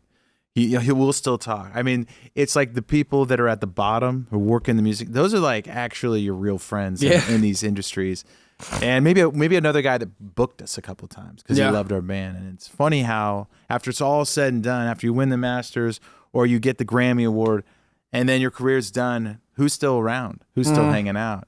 And boys, dude. I know. Let me ask this: how was you was 6 months old? How was being a dad changed your perspective on things? Oh man, I mean, there's a lot to it. The one of the main things, which is funny, but I've come to peace with it, is what I say. Like, what is my kid going to be able to Google in 15 years and see about me? But the thing is, man, like the damage is kind of already done for me. So like, I'm not too, there's a lot of middle fingers and there's a lot of, the internet's forever, swear and right? stuff like that. Yeah. So, but it's a part of my thing. And as long as I can be a good dad to her and then keep my music and my art, if you want to call it that, separate and let them sort of figure out who their dad is on the other side of things later, that's completely fine. But man, it's awesome. It's like the best thing ever. we're kind of rewiring her sleep schedule brain right now, so that's a little tough. Yeah. And that kind of sucks because we want to bring her on the road, but every time we do, it just screws her up for like 2 weeks, schedule wise. Can she sleep on a tour bus? Better than anybody I've ever known. Okay. Dude, that thing is like a cave, and she has her little crib. We put her in there, and we zip her up, and it's dark. Do the tour buses get better from the Warped Tour days? Yeah, for sure. They make them now. They just have the air shocks and stuff. So you hit a bump, and you just sort of like it's like an old water, caddy, dude. It's like an old Cadillac. Yeah, dude, that was the one thing I envied so much. It's like when you get to that level where you can actually sleep on the road. Did y'all have bandwagons back then? Do you remember those? The bandwagons. So I just 15 passenger. That was it. Dude, we had it was like the War Tour special. I guess like later on, like 12 bunks or something. No, it was so it was like the front of it looked like an F450 or like a kind of like a 18-wheeler. Yeah. But it was a fixed, like it wasn't on a hitch trailer that was separate from the cab of the car, and you just had a driver, but this trailer had bunks in it. Really? And it was like a smaller like bus kind of thing. Sounds like human cheaper trafficking. than a bus. Never saw that. It was horrible, and it was loud. If you hit a bump, dude, it was just like it got struck by lightning. It was horrible. Oh yeah, no. We survived. I just remember wanting to get there. I mean, I remember we did like one tour where we were on someone else's bus, and it was just like life changing. I was like, this is where it's at. It's the beginning of the end, dude. Walking out of a tour bus, just like at 3:00 with your hair everywhere, and you're like, where am I? It's just like, dude, it's the best. I'll never forget the day that we went from van to bus, and I knew it was like my business manager was like, okay, it was like we just finished this thing in the bandwagon. She was like, if you can go in a van for the whole month of October, then you'll be in a bus in November and you'll never go back. And I was like, done. So we vanned it for October, and then it was just, dude, it was the best. Do you like writing songs for other people and watching them go, or do you like writing them for yourself and then like getting behind it and giving it life? I can't choose. Really? I've never been able to choose. Like I've been asked that a few times, but it's just like they're both cool. I love being able to write a song and then like someone else make that their own. It's like a weird thing, but there is something very special about just you being the person seeing it, like remembering it. And Truck Bed is probably my biggest song on my set, and I just remember we writing that song at 2 a.m. and we're exhausted and we're tired and we're trying to squeeze all the creativity we had left and just then now singing it and it being the biggest moment of the night and having all these people sing it, and that's a cool moment. But man, there's just something so cool, especially about writing. I've been very fortunate to be able to write some songs that like really helped people's careers, like for like Morgan having his first number one, or even God's Country for Blake Shelton. Kind of, I mean, these are his words, but like sort of helped resurge or revive his career, put new wind in his sails, and like, man, that's freaking cool. I mean, there's something cool about knowing that you helped someone else, either kickstart or just kind of hit a new stride or whatever. That's hard to beat. So I don't know if I can choose. That's a tough question. Bro, I got to ask you about the Bro Country. Oh God, yeah. Oh, it's a new single with you put on the new record with artists, but it there's a whole thing going on right now. Yeah, with Gavin Adcock and Charlie Crockett. Yeah, dude, that timing was just perfect, but I had that. There's nothing to do. They're no, completely separate, parallel lines, dude. Ern texted me like Wednesday and was like, "Bro, this drop is like perfectly timed," and I was like, "I know, but no, we have our timeline by May. We know exactly what's coming out and when." So when this beef started happening, I was just like, "So you didn't just hit up Gavin? You're like, hey, can you create some conflict here?" So it was all completely organic, man. That's wild. Is that do you see like ride the wave of that? Is that actually like become? I don't know. I try to stay away from initial comments and stuff because I'm bad about reading 100 good ones and one bad one and focusing on the bad one. Yeah. So usually these days when I have a drop, I'm like, I just let it breathe for a little while and not like dig into it too much. But I don't know. But I haven't followed the Gavin and Charlie thing a whole lot, but it's on Bro Country, right? That's the whole idea. There's this sort of tension now between, and the song's great. I mean, I was listening to it on the way into the studio this morning just to be like, it's fun. It's cool in the sense of like, There's a whole era. You weren't listening to Blurry, his Blurry cover? You sent me that on the drive in, and I was listening to the Blurry cover. I said, Puppet, roll the windows down, straight Blur all the way here. But it is interesting, the timing, just because there is this whole nostalgic era for, I think, the sort of what people call bro country. Are you asking him if he prefers the original Cracker Barrel logo? Is that what hey yo. No, there's a new time. I mean, times are changing right now. And the song kind of addresses everything. Even the bridge is like, it's saying, I'm sure there's a spot or a shot. You'll always have a spot on the Billboard Country Top 10. Like that's an era that was so profound that I feel like that song will live every decade. There'll be a few, like bro country hits. Like that's never going to go anywhere, I feel like. But you come from so many different genres of music, so it's like you probably don't feel like married to one particular thing. No, not at all. But I also the beginning of my songwriting career was I wrote some of the most bro stuff out there. So like it is what it is. I was towards the end of it, but Up Down, I wrote a song called I Don't Know About You for Chris Lane. That was right down the gut. Single Saturday Night by Cole Swindell. That was a very bro. I mean, it's in me for sure. So I'm talking to myself as well. But the song is just like, man, there's a new thing happening right now with guys like Gavin Adcock, Zach Bryan, which he's been around for forever. Right. Wyatt Flores. There's all these guys that are coming. Zach Top. Don't say Zach Top. The 90s country is yes, it's just there's a new wave of thing that's really taken over right now that the kids are loving, and it's just it's kind of overshadowing some of the more the sound of the last 15 years. Yeah, mullets and mustaches are back, dude. Dude. Do you feel like it's kind of a heavier question, but do you feel like God has sort of always been there, like helping you in your career? Yeah, because it sort of makes it sound like you didn't really know if this is what you wanted to do or not. But then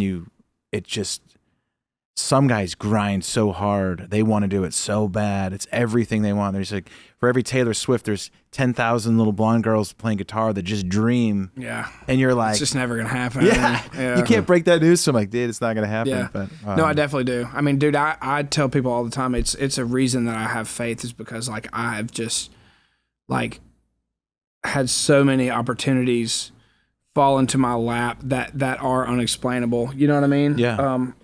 Obviously, I like to believe in myself and think that I have talent and all that stuff, but I have always in my mind seen it like there's a hand that like it's just sort of pushing me this way, and then I'll go do this, and then they sort of push me over here, and those are reasons that I believe in God. There's a lot more than that, but I just have always just felt like I've just randomly made the right decision, and that's not me making the decision. I mean, a great example is like Morgan.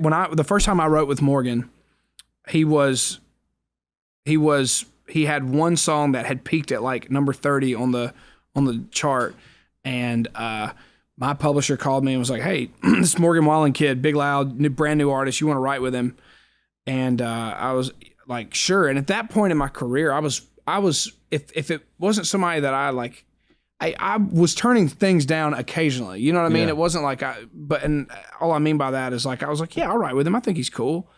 And just like, he is a huge part of, he changed my life. You know what I mean? Yeah. So did the FGL guys, but that's a whole different story. But like, just things like that were just like, I could have been anybody that day. That could have been anybody, but he and I happened to hit it off and ended up writing a ton of hits together, and I don't know. And then just to see how much my career and my life has benefited from those relationships. I've been in a few writes, and it's literally like you drive across town, it's a couple hours, you grab some lunch, you talk about life half the time. You're just trying to get to know this person. You write a song, and that thing lives in the universe forever. Mm-hmm. It's kind of a crazy experience that you got that phone call that one day and that happened. I mean, that's like 1 in a million phone call. Yeah, kind of. Yeah. He's like one of the biggest artists on the planet. Do you feel like? Yeah, it's wild, dude. Do you feel like you're like, just based on how you described kind of growing up in your faith, like you're on a path of separating creativity from your negative church experience, like completely separate? Yeah. If that's what you're asking. Yeah. Like, yeah. Like it's kind of coming to terms with like the creation of everything is different than my bad experiences with Christians or 100%. Yeah. Because you kind of live in that creative world, and you're constantly talking to other people about what is a good song, what isn't a good song, what are, what connects and what doesn't connect. You're kind of having a philosophical conversation all the time, trying to figure out why does this song work and this one doesn't. Yeah, dude, that'll. I have to wash my hands of that sometimes, because there's just sometimes you hear it and you're like, oh boy, that is going to be a jam. Being in the industry, like somebody will be like, yo, you hear so and so single? It's coming out next week. Check this out, and you're like, oh my god. And then there's some that you're just like, that's not gonna work, and it's just like a massive hit, and you're just like, I don't know anything anymore. You don't. It's wild. It's weird how I watched an interview that John Mayer gave at I think it was Berkeley School of Music or whatever, and he was saying if you think you're smarter than your fans, you're gonna sell like 1,000 copies, because you're not. Like there's some sort of collective knowledge that everyone knows about, and when they get the message, they're all in, and you can't really crack that. It's weird because I feel like you're tapped into it, but it's like short circuited, because those are your moments of creativity, is when that electricity gets through, and you're like, they're gonna love this, you know what I mean? But sometimes you don't know. You really don't know which one's gonna be the one. You have no idea. Yeah. So what genre of music would Bigfoot be into? What's the? I know it's country, but what is it? Country? I mean, it might be Maylene or something. Dude, it's just Maylene. It's just the Maylene discography. It's hardcore. Yeah, it is, dude. What genre would Bigfoot? What's Bigfoot listening to? What's dirty on Southern rock? Yeah. What's he streaming on Spotify? Or Yanni. It's either one end of the spectrum. Why does it? What makes me think that it's like John Denver, like very acoustic, heavy, outdoorsy, Americana type music? The '70s Bigfoot's just ripping John Denver, rolling through the dude, smoking Marlboro Reds, like he's hiking the Appalachian Trail, with some Jim Croce sounding stuff in the background. What if he's just really into like classical? We misread him the whole time. He's Maybe got he's got Bach and it's like if he like you said, it's like pan flute. He's heard everything at this point, I'm sure. What do you guys? What's like your number one? And I don't even know if you're allowed. This is like the question of like if Gilligan got off the island, then there would not be a show anymore. But like, do you have an ultimate theory or a belief about Bigfoot? Like, do you have a number one mantra or whatever you want to call it? Like a theory, your best. I think it just like what's your take? What's your all time take? And if this is a don't answer thing, that's fine. We get asked this sometimes, actually. Yeah, we get when we go on other people's shows. These are the questions. We were just on a show the other night, a Ramsey show and Ken Coleman show, and he was trying to. His whole audience is not ours, and we had to kind of rethink those questions. So I think it's just the stories grow and sort of the paradigm grows.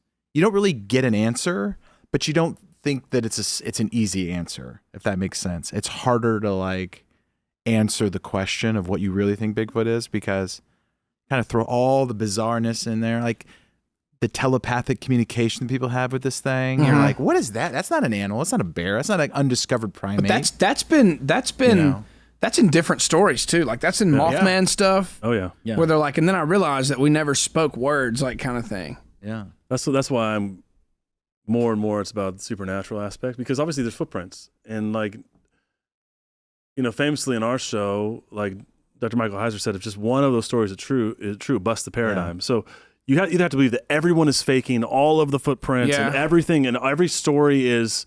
Luke thinks he's faked. Attractive.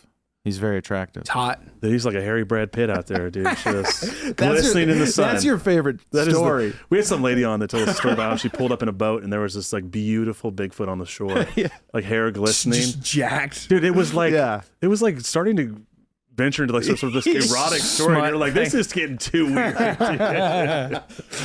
Yeah, I think the wildest story is Bigfoot's not from here. He's kind of dropped off. So, or any crazy Book of Enoch type thing or whatever. Yeah, is that one? Isn't that one? Is there not a? I mean, there's not one in Enoch. There's one. There's descendants of Sons of Cain. That's like there's a whole Mormon take on Bigfoot. Oh no, we don't go. We don't get to that one, but I mean, it could be a chimera. So like the fallen angels were tinkering with all of creation, plants, animals, whatever. Could have taken this from human genome, splice it with this animal, and you create this like. I mean, I think early on in the show I thought that, It still could be possible, but it seems like Bigfoot's kind of like curious. So if he was been around longer than us, I think he would know a lot about what we're doing and who we are. But the fact that they were still kind of trying to like peek in your window, be like, "What's Hardy up to tonight? What's he doing here?" And what's he? Or they're just walking through. He's just kind of cruising through. Yeah, and not even paying you attention. It's almost like the ghost paradigm. You're like, "What's happening here?"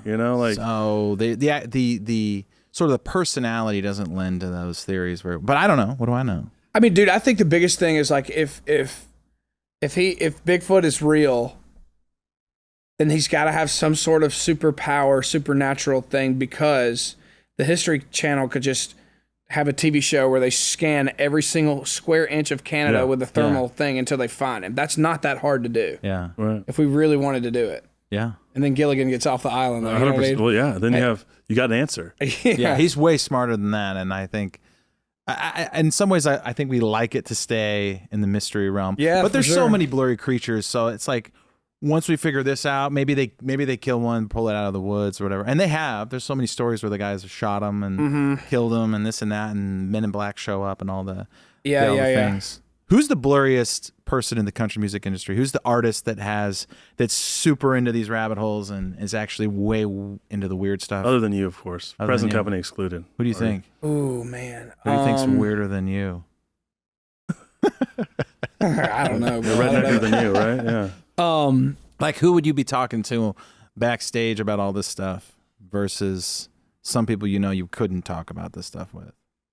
They'd be like, you're a little weird. I'm not going to. Man, something tells me that like, okay, so one, I think that Luke Combs is very intrigued by a lot of that kind of stuff. Yeah. He and I have had some cool talks about whatever, and he's a really, really smart guy. So I feel like he'd be into that. Yeah. Another one, big Colorado mountain guy who I just feel like would be into that is Dirks Bentley. Okay. Yeah. Yeah. Oh, he just posted a UFO video on his Instagram. Boom. There you go. Yeah. Did he really? Yeah, he did. Can you pull it up? I haven't even seen it yet. Yeah. Hey, Dan, can you pull up Dirk, his Instagram? He posted a UFO video. Where was he? Was he in Colorado? I don't know. I just Rocky Mountain High. We get like people send us all the blurry stuff, so we got like 10 links to that day. You know who messages me quite often is Jared Neiman, who's a writer. Oh, bro. Dude, he's always like, "Hey, I want to talk about this stuff, dude." Dude, that's a great answer. Yeah. He's out there. I'm trying to think. While we're waiting, I got to tell Waylon Jennings' haunted cowboy boots story. Oh yeah. I want to hear this. Okay, so Waylon Jennings and the haunted cowboy boots. This sounds like a children's book. No, hey, this is the top. This By is the, Michael Hardy. This is the #1 paranormal story in country music. So he wore cowboy boots that were once owned by Hank Williams Sr. During a stormy night in the studio. Suddenly, a tree crashed down on his brand new Cadillac, but miraculously, there wasn't a scratch on it. Jennings believed that the ghost of Hank Williams Sr. was behind the eerie incident and promptly took off the boots. So there it is. Interesting. Yeah. I can't believe I've never heard that before. Yeah, that's it right there. There's a couple. There's a Darius Rucker one. Love Waylon. That's literally like the Wizard of Oz kind of. Yeah, Take it what it is. And here's Dirk Bentley. Here's Dirk. Dirk Bentley says, "See this all the time flying east to west in the northwest sky. Me and to post about it for a few years. They light up, move around for a bit, then go dark.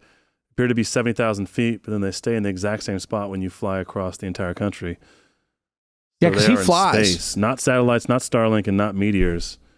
Not saying they are UFOs, but they are definitely unidentified flying objects. Okay, come for the post, here for the comments. He and he flies. Yeah. So like he sees probably a lot of that in the sky. Yeah. He would be he would get down with that for sure. I feel like he's got honestly between the aliens and Bigfoot, because he's a big mountain guy. Yeah. And also spends a lot of time in the sky.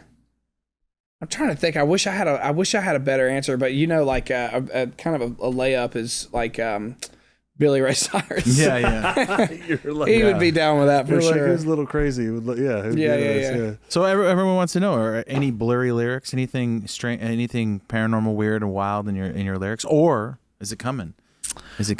Dude, I have a song that's on my my next album that is it's not necessarily blurry, but it's definitely my favorite concept I've ever written, and it's the song is called Bedrooms in the Sky. But it basically says that it's the concept that in a nuclear fallout, It's crazy. Let's go. But like in a nuclear fallout or like a meteor or something, that if a few people, you know, happen to be underground or something like that, the concept is that, you know, country lifestyle is gonna no matter how crazy the world gets, it's always gonna come back around because people are gonna crawl out of a hole and they're gonna have to learn how to hunt and they're gonna have to learn how to fish and all that. But that's as blurry as it gets right now. It's at the cyclical. I don't know if you guys watch Rick and Morty, but dude, when Jerry he's what is he? He's stuck in the time loop thing, and he wakes up and he's like, Christianity again? I don't know if it's like an older episode, but yeah, it's just this time loop that's, you know, going over and over and over. And so that song is that's what it talks about. So that's as blurry as it gets. It's hard, man. It's hard to like come up with new concepts. You know, you got to pull some weird ones out of the hat sometimes. Yeah, you kind of have to make twists on new ones too, you know. Yeah. Sometimes. So you excited about your new record? You want to talk about that a little bit? Yeah. It's called Country Country. It comes out September 26th, I think. That's correct. Yep. Yeah. That's correct. That's what my notes say. My manager is just like, God, you've said it 100 times by now. You should know. But yeah, it's a full-on 20-song country record. Wow. Which I haven't really, since I've started, like been like, this is my fourth record, and every one has sort of had its own thing, but this is very much like this is a country record. And I'm not saying it's traditional or it's this or that. It's all very much me, but this is a country record. There's 20 country songs on this record. Yeah. Period. So I'm excited. When you're touring this fall, so where can folks find you? We've only got 4 weekends left, but this weekend we're in Syracuse, Hershey, Pennsylvania, and right outside of Pittsburgh. We've got Jackson, Mississippi, Birmingham, Greenville, South Carolina, Tampa, West Palm, Atlanta, and then finish up at Madison Square Garden in September 24th, I think, or 23rd, something like that. The Garden. What's it like going home? Like being back in your hometown now? Going to my hometown? Yeah. I mean, I stay out of the riffraff for sure. But I mean, like, just that's a good answer. Yeah. I mean, people handing you cigars, and what are they doing? No, I don't go anywhere. Like if we even go out to eat, there's only like 5 or 6, 7, 8 restaurants in my hometown. But it's just too much. I slip around. I'm very elusive when I go home for sure. Squatch. Dude, I am. I am the Bigfoot of Philadelphia, Mississippi. I made the mistake of wrapping my truck in camouflage and thinking that nobody would see me. You know? That's smart. It's a good idea in theory. Yeah. So now I drive around town and get people. You know, people are kind of tracking me down. But no, my parents live here and sold my childhood home. So I when I go back home, I just stay at our deer camp. Okay. And, I mean, I live like a redneck for depending on however long we're down there. I hunt a lot, so I go down there and I hunt a lot. And man, I'll make one trip to a grocery store that's actually not in my hometown. It's the one town away. Yeah. And I run in there real quick and grab everything. I have a list and I get everything and I get out and I just sort of hide out for a couple weeks. It's great. Do you have any good fan experiences? Like just like the one that like good as in like that was funny, but never wanted to happen to me again. That was my number one fan story.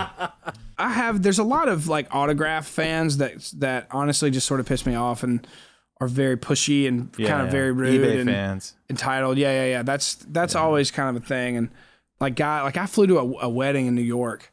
That was a wedding that nobody would ever know that I was invited to. Yeah. And so I flew alone. This was like a month or two ago. And a guy met me at the freaking gate with a guitar and a vinyl. Oh, come on. And I just asked him, I signed everything. I was like, how did you know? And he was like, my aunt works at the airport and saw you in the airport. And I was like, how did your aunt know that I was flying to LaGuardia at 1:20 p.m.? And he was like, oh, he couldn't tell me. But you never know how people find that. But a lot of people I'll do a meet and greet and they'll just have like a giant portrait tattoo thing. But I will say my favorite thing to do. That's always wild to see that, I bet. One of my best friends in the world is my photographer, content guy, Tanner. And I've had him for years. And he and I he works for me, but we're also just good friends.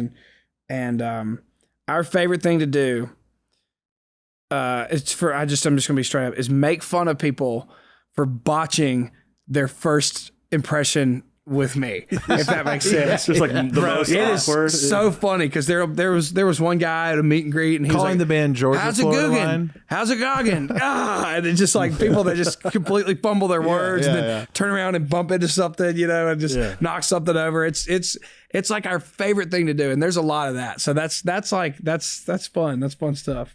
Harmless, harmless fun. Yeah, harmless. It's never to their face or anything, but Right. after the fact, we give them hell pretty good. The other guy's going home being like, man, I screwed it up. Yeah, dude, exactly. Yeah, We're like, man, that guy watched the whole show and was like, man, I met that guy and I completely screwed the whole thing. I fell down right into catering, knocked over the entire rack of food. Yeah, It's true though. I mean, some people wait their a long time to finally say hi and kind of get stumbled. And I mean, sometimes doing this podcast, the same thing. Like you like listen to this person on so many podcasts. They get on your show and then you're like, and you just chunk it. That's a real thing, man. I mean, I'm trying to think. I feel like I recently met James Hetfield. He came to. I played the Opry.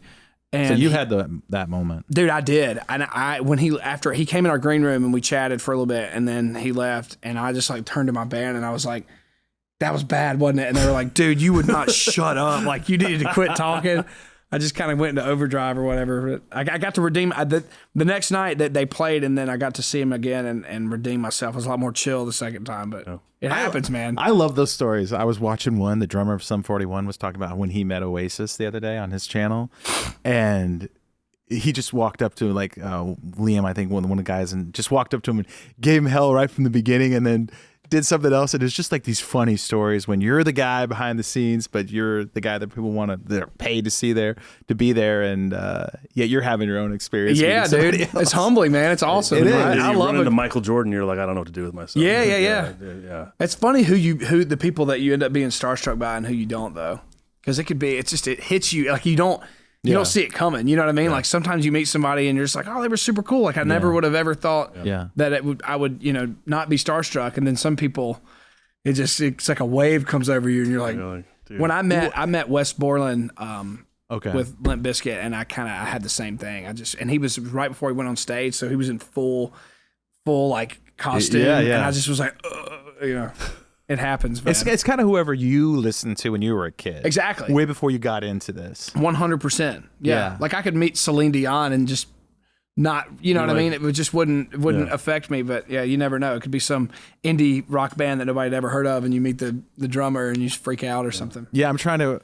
We have a buddy that we brought on the show. He had a Bigfoot experience. He was a shock rock DJ, Mancow Mueller from Chicago. Okay.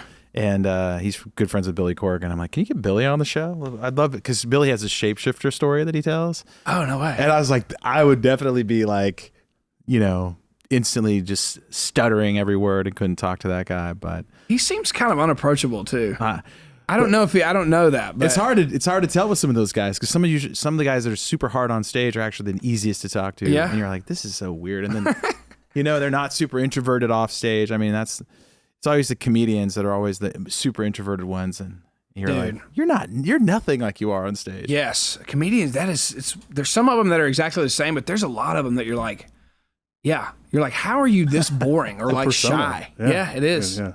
It's crazy. Well, thanks, Hardy. Yeah, thanks. Dude, this was awesome. Hardy, appreciate it, man. I know you're a busy guy. I know you're. Appreciate it, man. You got your fourth record coming out. There's so many places you could be right now, and you're between dates too. So thanks for making time for us. Yeah, of course. I enjoyed it.